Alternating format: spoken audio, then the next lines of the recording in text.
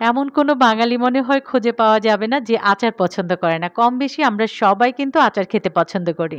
যারা আচার প্রেমী তারা তো যেকোনো ধরনের আচার খেতেই পছন্দ করে। আজকে আমি আমড়ার আচার তৈরি করে দেখাবো।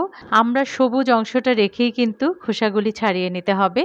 খোসাগুলি ছাড়ানোর পরে একটা প্যানে ১.৫ কাপ পানি দিয়ে হলুদ, লবণ আর সামান্য একটু মরিচের গুঁড়া দিয়ে আমড়াটাকে খুব নরম করে সেদ্ধ করে নিতে হবে। একটা প্যানে ২ টেবিল চামচ দিয়ে দিলাম পাঁচফোড়ন, ৩টি দিলাম শুকনা মরিচ, ১ টেবিল চামচ দিচ্ছি আস্ত ধনিয়া। আমি যে ধনিয়াটা দিয়েছি ক্যামেরার বাইরে চলে গেছে। তারপরে হালকা করে তেলে গুঁড়া করে নিতে হবে। আর এদিকে আমি এবার আচারটা তৈরি করব, কারণ ওদিকে কিন্তু আমার আমড়াটা সেদ্ধ হয়ে গেছে। পরিমাণ মতো তেল দিয়ে পাঁচফোড়ন দিয়েছি ১ টেবিল চামচ, আর দিয়েছি রসুন ছেঁচে, ৩টা দিয়েছি শুকনা মরিচ। যখন একটু ভাজা ভাজা হয়ে যাবে তখন দিতে হবে চিনি। আমি এখানে ১/২ কাপ চিনি দিয়েছি।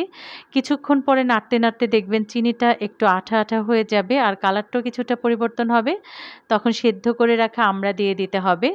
দিয়ে দিতে হবে ১ চা চামচের মতো এখানে শুকনা মরিচের গুঁড়া, হলুদের গুঁড়া না দিলেও হবে, তারপর আমি ১/২ চা চামচের মতো দিয়েছি। দিলাম কাসুন্দি এখানে ৩ টেবিল চামচ। কাসুন্দির পরিবর্তে আপনারা কিন্তু এখানে সরিষা বাটা দিতে পারবেন। সামান্য দিয়েছি লবণ আর দিয়েছি এখানে বিট লবণ। এবার ভালো করে কষিয়ে নিতে হবে। আর আচারটা যেন অনেকদিন ভালো থাকে এজন্য এখানে ১ টেবিল চামচ দিয়েছি ভিনেগার। এবার শুধু নেড়ে চেড়ে এটাকে ভালো করে কষিয়ে নিলেই কিন্তু হয়ে যাবে আচারটা। একদম সহজ, আপনারা বাসায় কিন্তু যেকোনো সময় তৈরি করে নিতে পারবেন। এবার শুধু আমি নাড়তে থাকবো। খেয়াল রাখতে হবে যেন নিচ দিয়ে পুড়ে না যায়, কারণ পুড়ে গেলে কিন্তু আর আচারটা খেতে ভালো লাগবে না, গন্ধ হয়ে যাবে। তো আচারটা কিন্তু খুব সুন্দর করে নরম হয়েছে। আর যে স্পেশাল মশলাটা তৈরি করেছি নামিয়ে নেওয়ার আগে সেই মশলা দিয়ে দিলাম এখানে ১ টেবিল চামচ। আচারটা খেতে খুবই মজা হয়েছিল।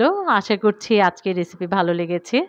যারা ইউটিউব থেকে আমার ভিডিওটি দেখছেন প্লিজ আমার চ্যানেলটিকে সাবস্ক্রাইব করে আমার পাশে থাকবেন, লাইক কমেন্টস করবেন। রেসিপিগুলো একটু বেশি বেশি করে বন্ধু-বান্ধব ও আত্মীয়স্বজনের সাথে শেয়ার করবেন যেন তারাও এই সুন্দর সুন্দর এই মজার মজার রেসিপিগুলো তৈরি করে বাচ্চাদেরকে নিয়ে পরিবার নিয়ে উপভোগ করতে পারে। আজ এই পর্যন্তই। আল্লাহ হাফেজ।